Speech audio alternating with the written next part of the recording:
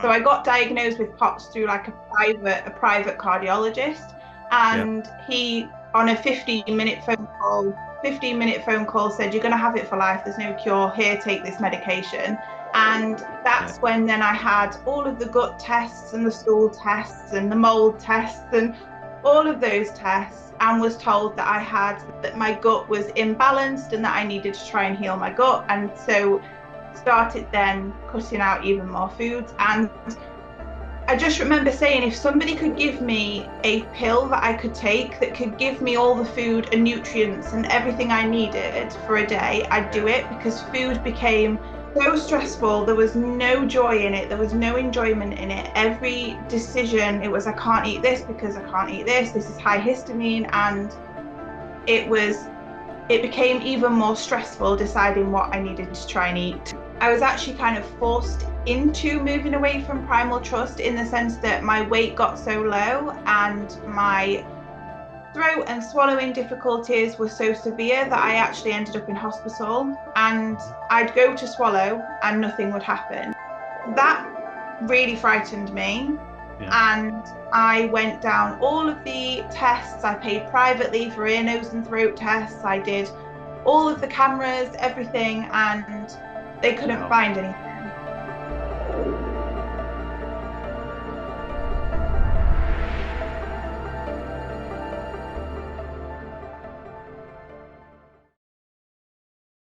Welcome, everybody. I'd like to introduce Sam to the show. Sam, why don't you give us the gist? What were you dealing with? Some of the symptoms that you were having, or you can give us what you can remember anyway. Yeah, it's actually really funny because you hear people say that, oh, you forget your symptoms. And I actually have to literally sit now and think about the symptoms. And every once in a while, I'll think, oh, yeah, I used to have that. And I like completely Yeah. have forgotten. But I was diagnosed with POTS eventually. So that was the diagnosis I had.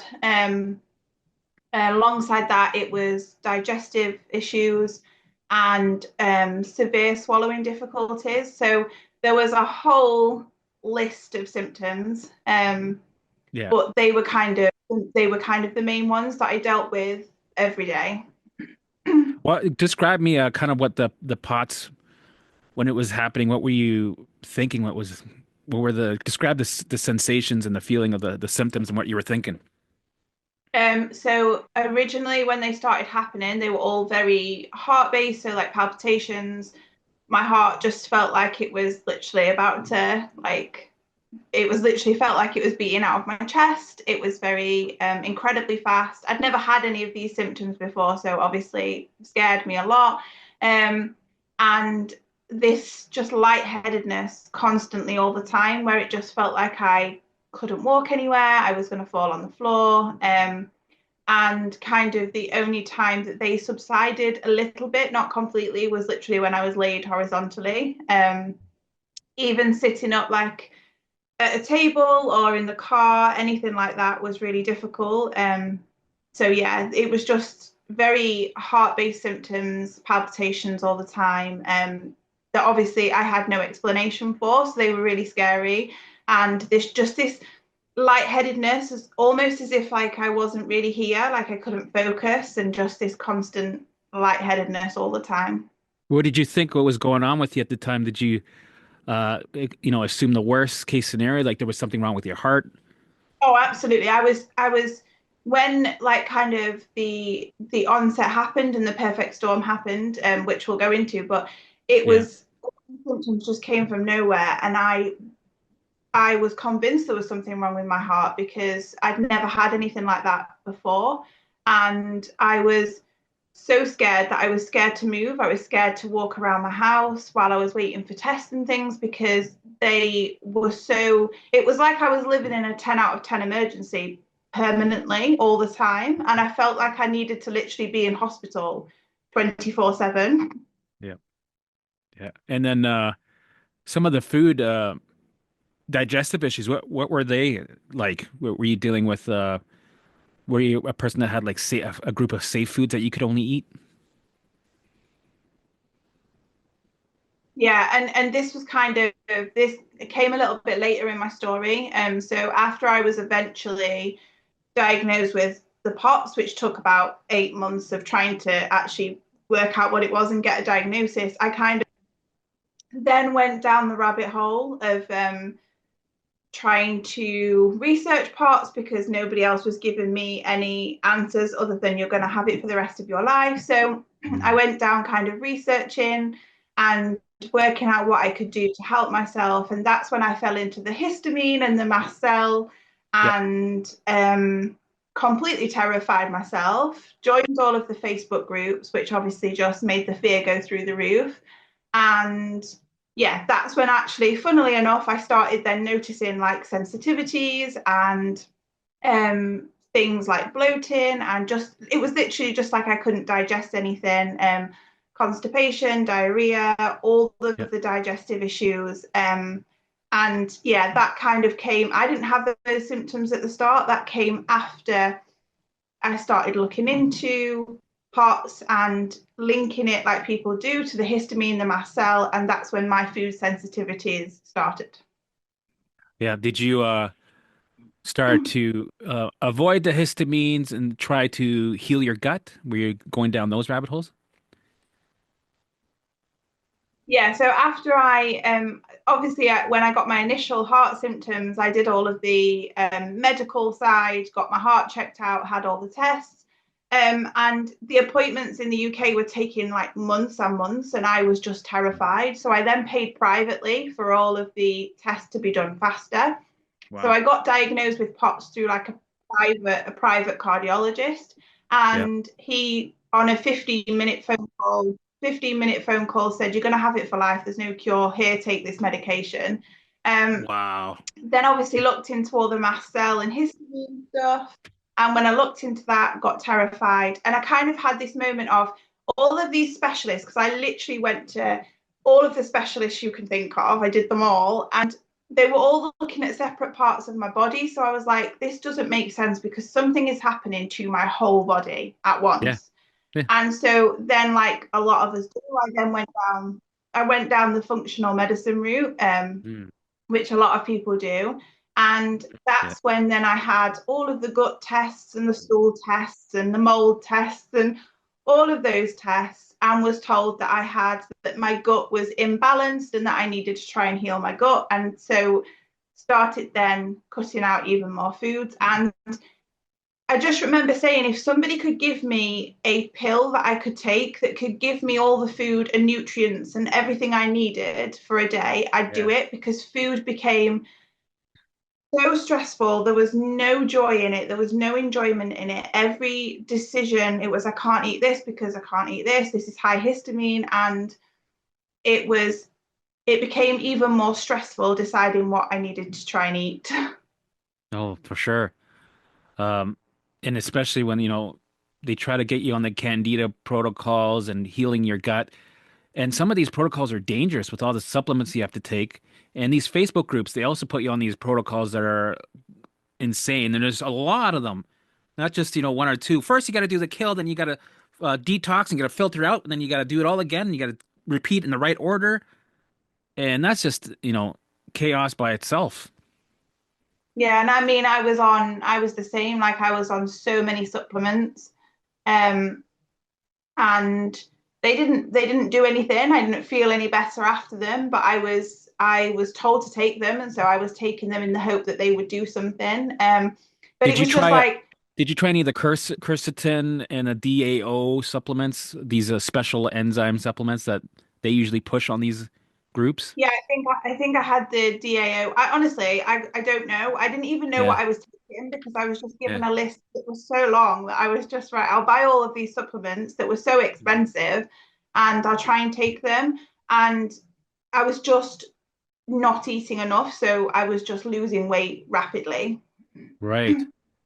Um, so before we go into how you figured out the methods and what you did, kind of take us back to what you think got you to that state. Things in your life that you can kind of see, oh, okay, this is how I got here. This is how my bucket got full. Yeah, so like originally when it happened, I had a car accident at the end of 2022, Mm. and it was me and my family in the car, and it was quite a serious accident, but we all physically we were fine. We got out of the car, we walked away from it, and it wasn't until about a week and a half, 2 weeks later that the first physical symptoms started. But in that week, 2 weeks, my thoughts were looping and looping and looping. And it was almost like the minute the car accident happened, I developed this health anxiety and this Yeah. just general anxiety because I thought, oh, those things happen to other people. And Hmm. suddenly it had happened to me, and all of this worry started. Yeah. And that then turned into the symptoms. But I think for me, for so long, I focused on the car accident being the trigger.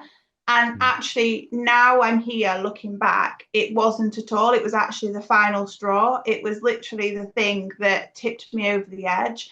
And I'm a teacher, and I was finding at that point in time my job really stressful because I was working all the time.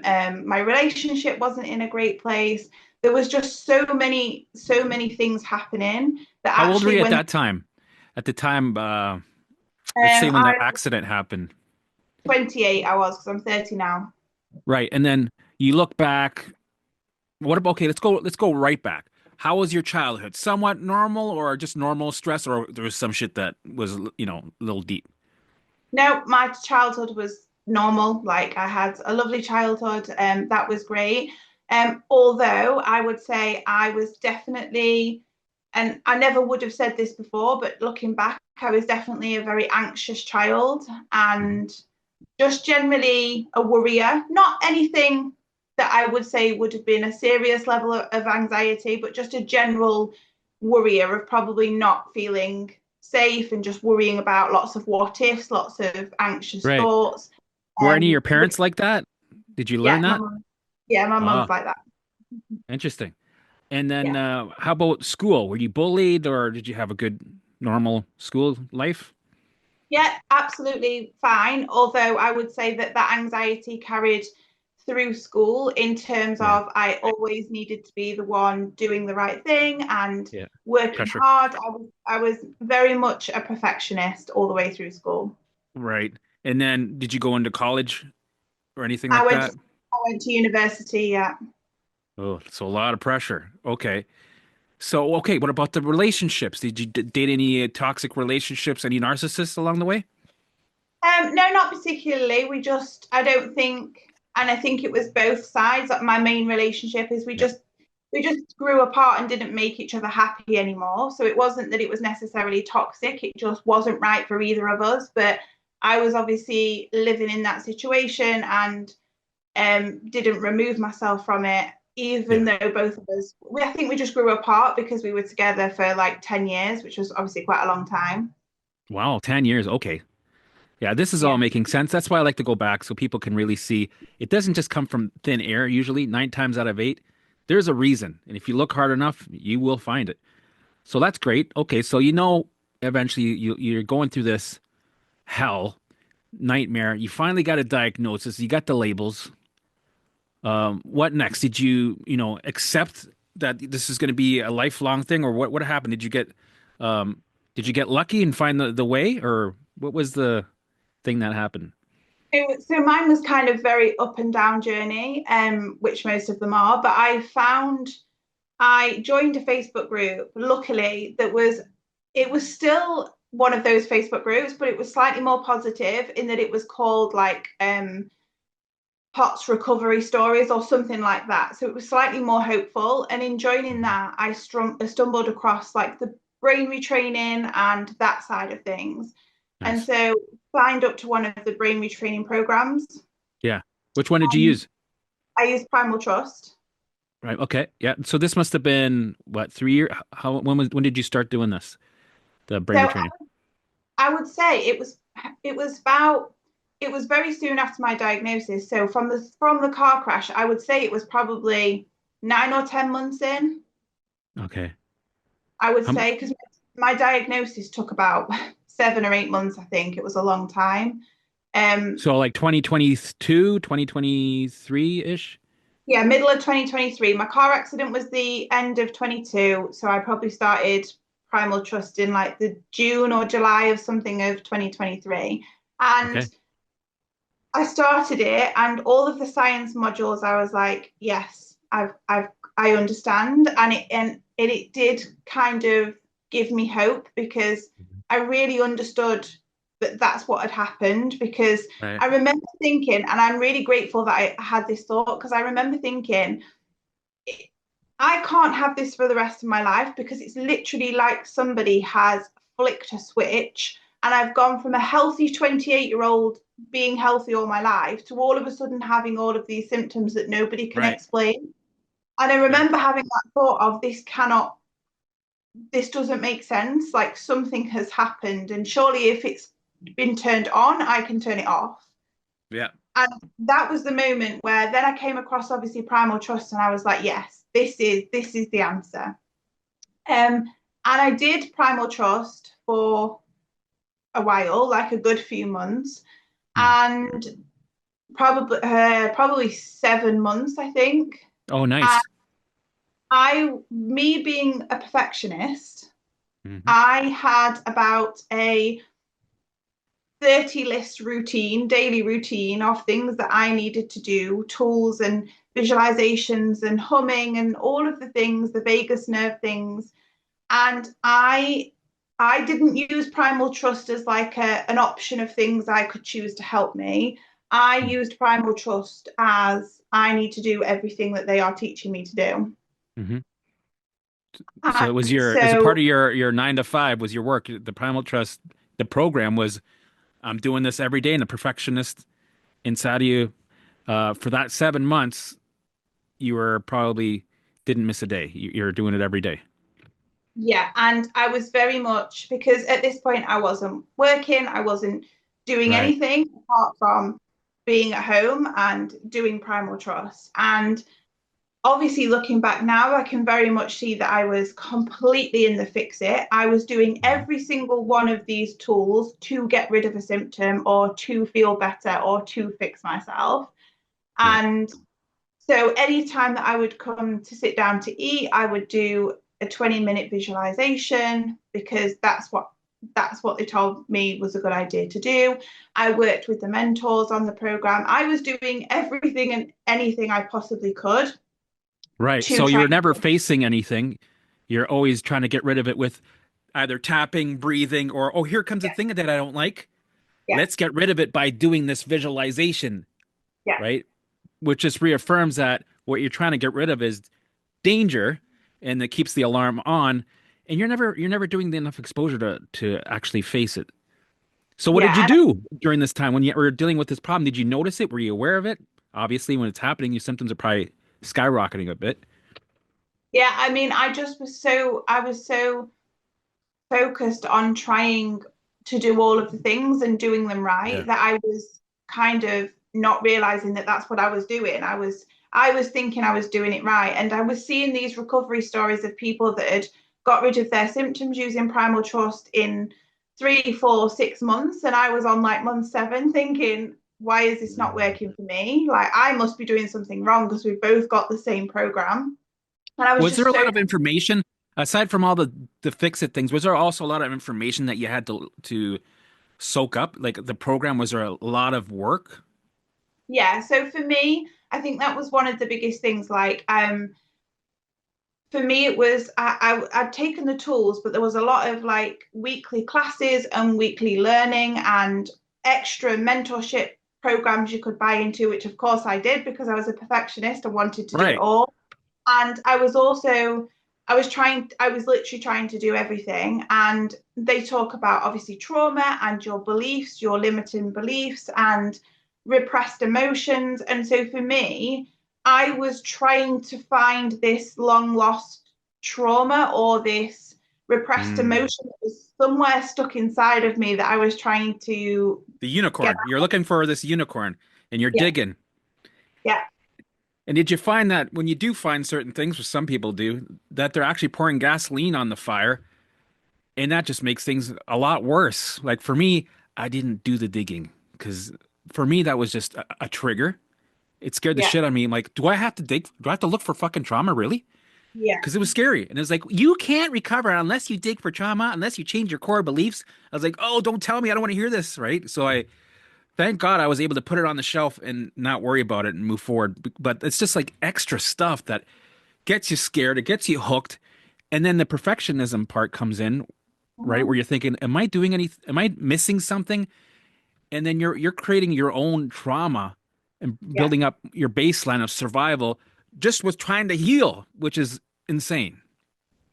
Yeah, and for me, it was just like it was that like that day in, day out. Yeah. And I did start to do a little bit more. I'd start to maybe go for a walk or a bit of a longer walk, but I was very confused because I'd obviously learnt about the window of tolerance, and Hmm. I now I know, but I got confused and thought that I was trying to work within my symptom window of tolerance. And that, so if I went for a walk and I got symptoms, that means I've done too much. Right. And so I was living life and basing decisions on symptoms. And Right. Most people do. yeah, and That's obviously the now problem. I'm different, but I was living life based on symptoms. Right. So I'm just curious about this Vegas activation thing.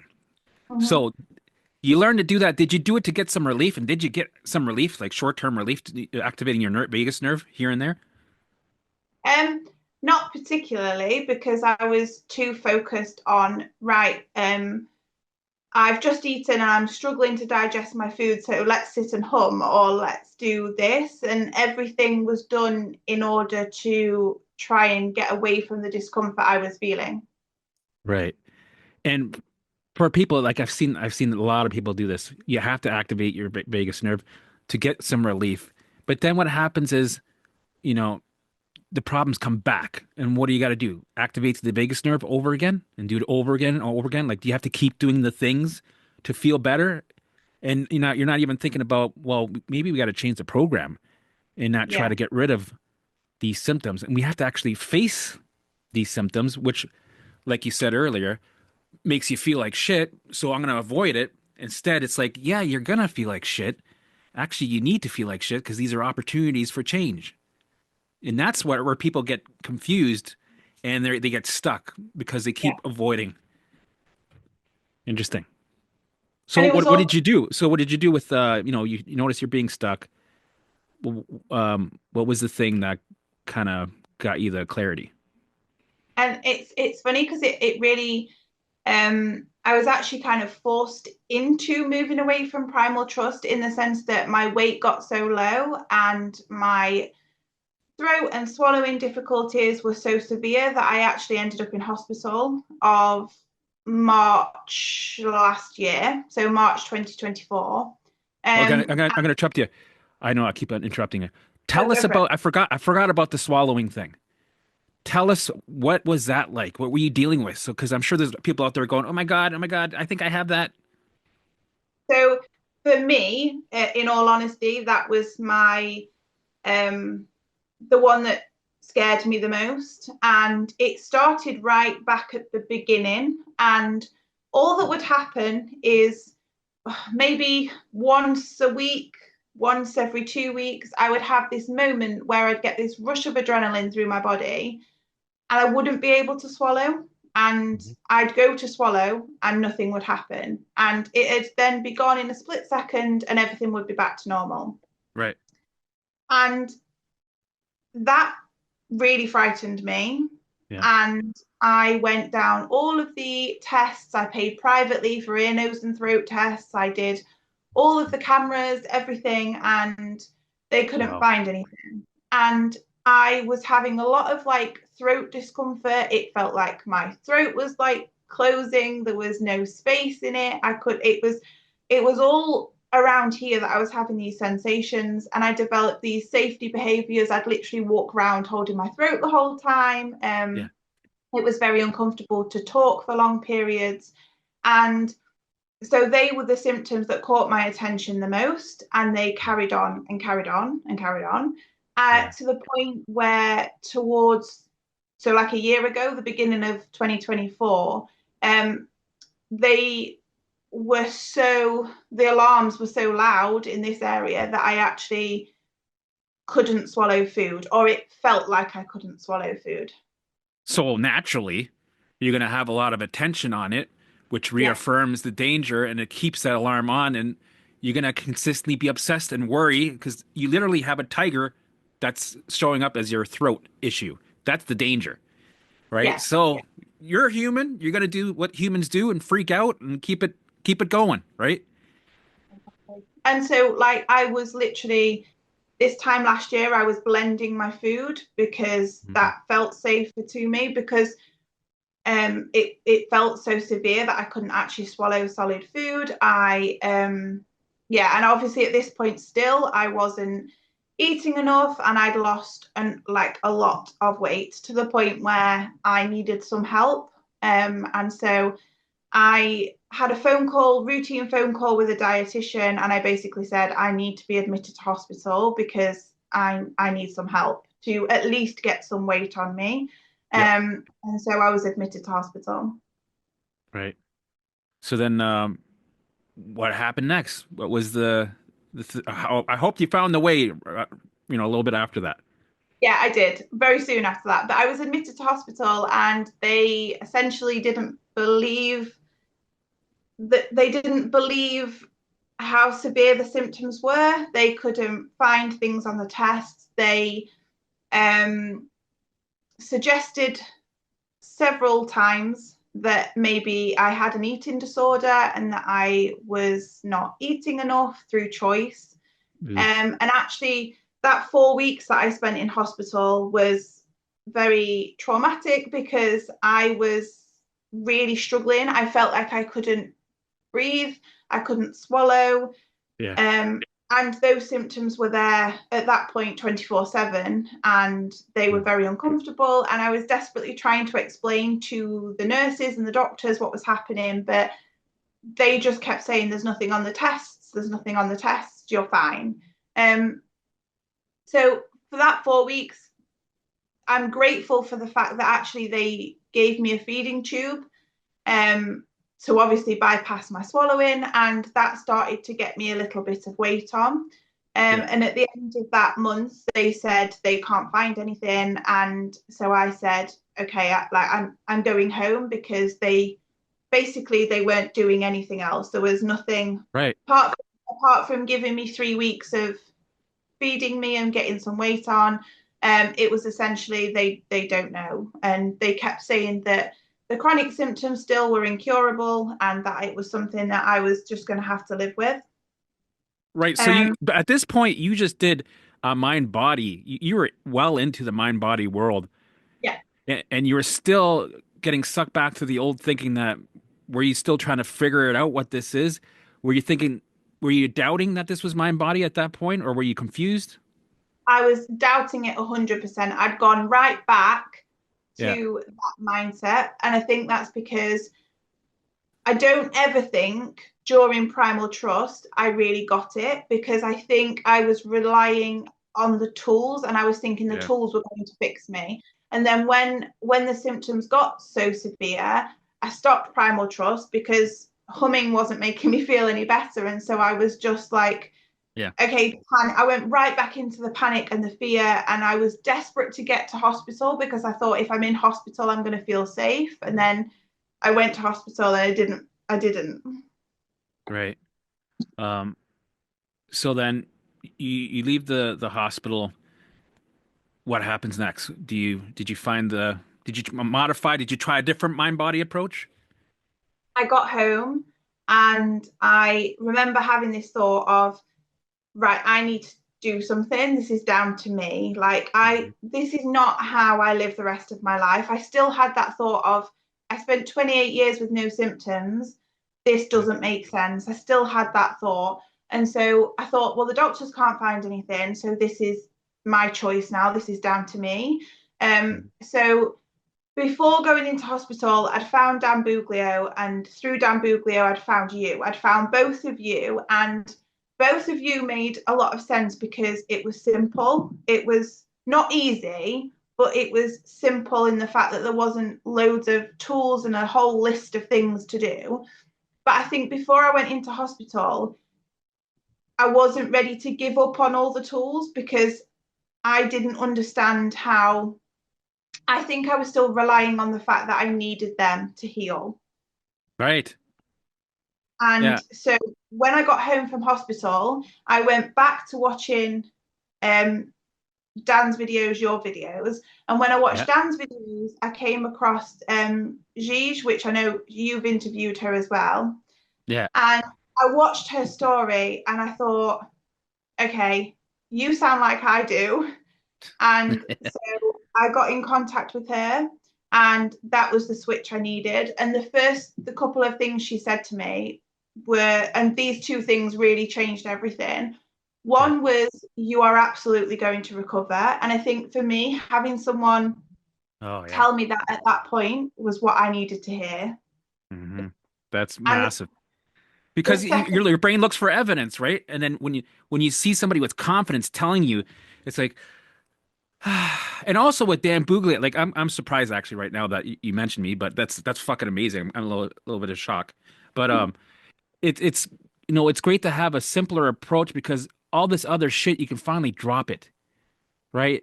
You don't have to control or figure out or this chaos, which is another form of traumatizing yourself. It's like, oh, I can take this all this shit off the shelf and just focus on this. We're simplifying it, taking all the fluff out, the vagus nerve bullshit and all the right, and keeping it simple. It's still hard, but yeah. man, that's a huge load off. And That's amazing. actually, Okay, yeah. that was the biggest thing that she said to me. And this is the next thing she said was, you don't have to do anything. And it's not about the tools, it's about how you feel. And I Mm, was like, and I actually I remember now saying to her, so this was like middle of last year, I said to her, but you mean I don't have to do anything? And she said, no. And the relief of mhm. just, I don't have to do anything. I don't have to, there's nothing I have to do. And Mhm. that whole relief of like, I can get rid of that whole list. I can forget about the tools and I can Yeah. focus on actually how I feel during my recovery. And Hmm. I never did another one of those tools ever again. Right. Did you do any types of working with your thoughts or exposure with, the eating or the pots or movement, anything like that? Yeah. So literally, my whole recovery was based on trying to get back to living my life and living it based on what I wanted to do, not based on my symptoms, Hmm. but doing kind of two things in the process. So every thought I had, every negative thought I had, or every symptom I had, I reminded myself a bit like you do with the alarms, but I used to say, like, this is my brain's opinion that it's Hmm. too much, which Yeah. is what obviously Gigi taught me. This is my brain's opinion. So if I was on a walk, I started walking. If I was on a walk and I got a symptom, it would be, okay, this is my brain thinking this walk is too much. Yep. And I'm going to carry on because I know. And the most important thing with me at the beginning is I had a backup plan. All right. And funnily enough, never ever needed to use it, but I knew that I was never trapped, and that helped me a lot. So Yeah. if I was on a walk at the beginning, I'd go with somebody, so I'd have someone with me, Yeah. and or there'd be someone at home with the car that could come and get me, or whatever it might have been. There was always an option for me. If it started to feel too overwhelming, I could remove myself from the situation. That's awesome because the backup plan was a safety net. So you brought Yeah, safety with you, yeah, which told the brain, well, there's tigers, but there's a fence in between. yeah, yeah, yeah. So that's a pretty good idea. Shit. So which allowed you to keep pushing and routine of life. You keep pushing out exposure. You allow the symptoms. It gives you the opinion. We're still going to do it anyway. So you're allowing the opinion to be there, which might be a form of symptoms, thoughts, feelings, whatever they are, and engaging in your routine of life and doing what you want. Yeah, and I That's yeah, literally, and that is why to me, like, it sounded so simple, and it definitely wasn't easy, and I definitely yeah, had a whole load of symptoms along the way, but every time, and it I got sarcastic with my brain and I got jokey with my brain because I started picking up on all of these like negative thoughts about everything. Like every Yeah. at the beginning, every single one of my thoughts was a negative thought about what if this happens? This is going to happen. Don't do this because this is going to happen. And I started just joking with it and being like, okay, if you're telling me I'll fall on the floor, fine. I'm going to keep walking anyway. And I just started Yeah. to completely not buy into the thoughts that I'd been buying into for months. I'd been believing the thoughts. And then all of a Right. sudden, I started to realize that they weren't true. Right. Well, you did what I did. I started to agree with my thoughts. I took away the resistance by agreeing. I'm like, how Yeah, much that thing's gonna gush? You're gonna die in a half hour. Okay, well, I hope it does gush. Actually, I hope it gushes every day for the next week. So make yeah, sure tomorrow, if you're not gushing, I'm gonna be pissed off because I really wanted to take away the resistance. So I went extreme with it. So yeah. yeah, that's awesome. So then afterwards, so like, how long was this period of kind of doing this style of healing? A lot quicker than I ever thought it would be. And Hmm. it was quicker when I stopped comparing my journey to anybody else's. And I actually, apart from my calls with her, I stopped everything else Hmm. kind of mind body. So I even stopped watching other people's success stories. I stopped being the person that was ill and trying to heal and Yeah. actually I started asking myself the question, would Sam from 2 years ago be doing this? And if it was no, I'd be like, well, I'm not doing it now because I'm not ill. I'm not that ill Yeah. person. And because before when I was doing Primal Trust, every hour of my day was, oh, watch this success story. And I used to feel so much better after the success story. And Yeah. then when my symptoms would come back on, it'd be like, oh, I'm still not better. And I was waiting for the Yeah. symptoms to go before I started living. Yeah.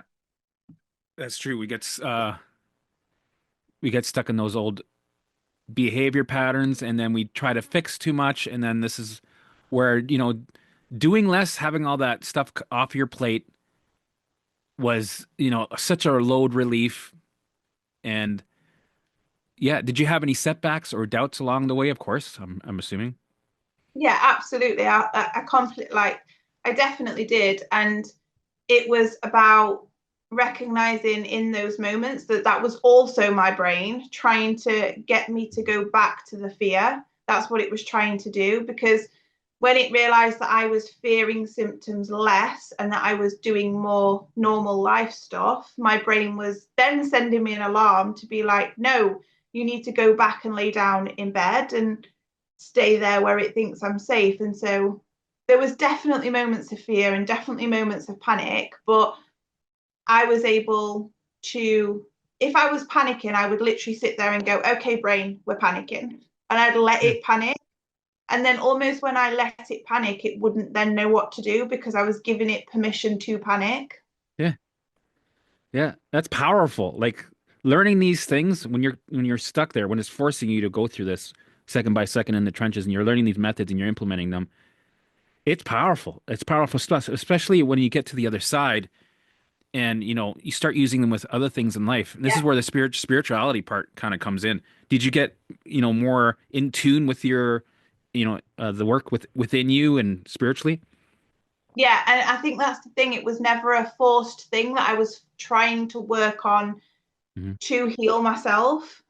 It all came after. And so I use all of the same things I've just spoken about that I did to heal still in my life now. So when something stressful or overwhelming comes up, I can deal with it so much better than I've ever been able to do before.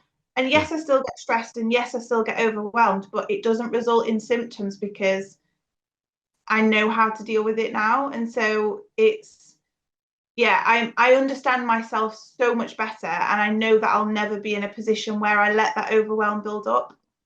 Right. Right. Because before we we were filling up our bucket and our stress survival state was stuck at 1,000. Now we're like a cork in water. We're learning how to move through with it And sure, life is gonna, like I say this all the time. I have two dogs, I have two parents. Life's gonna throw me curveballs, Yeah. and I'm gonna be forced to deal with some stress. I'm gonna get some symptoms, but the goal is to move with it, and eventually it will calm down. Compared to before, we didn't move with it. We fought it, Hmm. and it caused us to be stuck in a chronic state, which is a difference. Chronic before, stuck, cork and water, moving through it. Yeah. Amazing. Um, So yeah, go much ahead. has happened.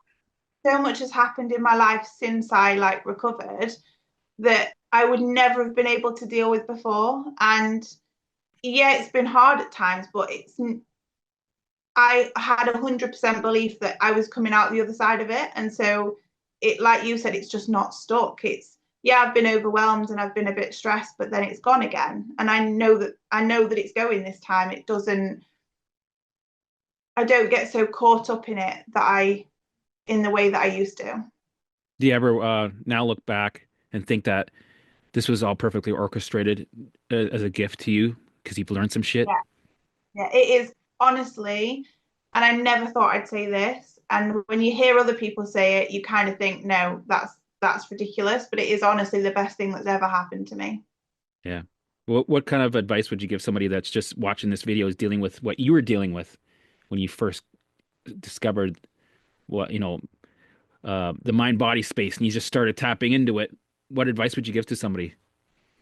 I just think that less is more, and that you don't need to go down all the rabbit holes and watch all of the things. And it's about really finding what makes you feel better. And I guess the thing that I did was I watched so many stories, and this person did visualization, this person did meditation, this person did journaling. And so I thought I need to do all of those things because they worked for everybody else. And they worked for those people because those things made those people feel better, Mm-hmm. feel safer, feel calmer, whatever it might have been. And so it is just finding what works for you.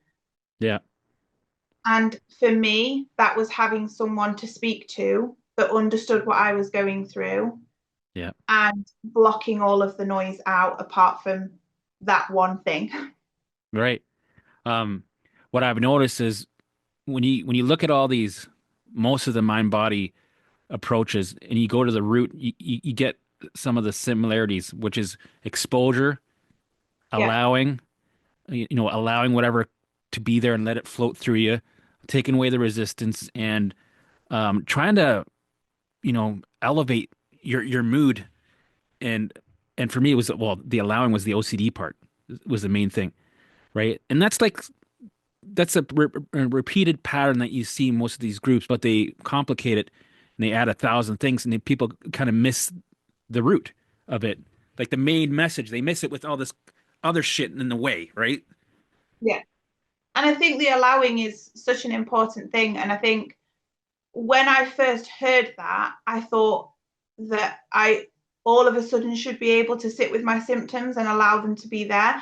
But actually, it's a process. Like you Yeah. can't go from 100% fear to, oh, it's not bothering me. Like Right. that's never going to happen because we all know that these symptoms are difficult and Yeah. uncomfortable to be You're with. human. Yeah. Yeah, yeah. And so it is a process, and it's a gradual process of being able to allow them for a bit longer Hmm. as the weeks pass. And I think it almost comes down to you don't even you don't even realize that you are then allowing it to be there for longer. But for me, it was just about every time I felt a symptom and every time I had a negative thought, it was thanks, brain, that's your opinion. Okay. And the minute I got symptom imperatives, that was the moment I knew that I was on the right track. Right. Because it's an indicator. Because it's funny. It's like a whack-a-mole game. It's so funny, yeah. Right. So then this is all classic. Okay. And it gives you more evidence, more confidence. And it's true. In the beginning, you can't just dial down the fear and be indifferent. It's something that you build leverage to over time. So you're going to have the freakouts. You're going to catastrophize. You almost kind of need to build that platform to stand on and to build the leverage over time with repetition. Keep doing the allowing. the more exposure, you become friends with your symptoms over time, and then the survival state finally calms down, alarms start to turn off, and it updates. So that's why allowing is so fucking powerful. I love that shit. Yeah, and I always used to do, and I still do now if I get nervous or I get overwhelmed by something, is after it's passed, which it always does, or after that symptom's lessened or whatever it might be, I always then remind myself, oh look, like nothing happened. Like I didn't die, I'm still here and everything's like it's fine. And I always Right. now remind myself that it does pass, so that it's about building new evidence for your brain. And every time something happens and it passes, I'm like, see, brain, there we go. Like that's Make another note of new it. evidence. Yeah. Yeah. Because I think that's important that you are allowing it, but then you're also making note of the fact that, oh, look, we've just managed to allow that symptom for a bit longer, or we managed to go for that walk, and it's just building up those little pieces of evidence. Yeah. That's amazing. Is there anything else you'd like to add? I just, I think that less is more, like I've said before. And I think it is just about, I think a lot of people, when you look at these mind body things, say that you need 100% belief and you need to be able to Yeah. be with your symptoms and be okay with your symptoms. And when you're in that position and your life has been flipped upside down and you have all of these 10 out of 10 symptoms, that seems impossible. Hmm. And for me, I didn't have 100% belief at the beginning, Right. and I couldn't sit with my symptoms at the beginning. And it was a gradual process of every day or every week, it got a little bit easier. And as my symptoms started to dial down, or maybe as I had slightly less thoughts one day than the day before, that's when my belief started to grow. I don't think anybody wakes up one morning and thinks, right, I've got 100% belief. Right. Yeah. Me too. I didn't understand, and I didn't believe it. Yeah, But you know what? The clarity comes to you a little bit later, and usually it comes to you right after you look back and go, "Wow, it makes so much sense." yeah, yeah, exactly. Yeah. And I think people are desperate to go. Like when I was ill, I used to say, I just want to go back to old Sam. I just want me back. And Mhm. my life is so much better now. And I'm I'm still me, but I'm like a new and improved version. Yeah. And honestly, it is the best thing that has ever happened to me, because had it not, I would have still been stuck where I was before, probably for the rest of my life. Right. It's it's like it's forcing a change in your life that needed to happen because Yeah, um I don't necessarily want to be I don't want to be the guy that was I don't want to be recovered. I don't want to be the guy that was before I got sick, right? It's like the symptoms are just they're not the most important thing, but they're just alarms to look back at the thing that need to look at. It's like, here, I'm trying yeah, to get your attention. yeah, Make some changes, buddy. Like you got some shit. You're hanging out with this person. This is not good. That's stressful. That work. That person. That right. It's like, oh, okay. It's more. It's not just about. There's more to it than this. It's you got to look at the big picture. yeah. And it was just that I wasn't listening to what I felt very lost in my life, and I wasn't happy, and I wasn't listening to that, and I wasn't doing anything about it. I was just kind of plodding on and letting things carry on. And this was my body's way and my brain's way of saying, you need to sort it out. Yeah, it's which is amazing.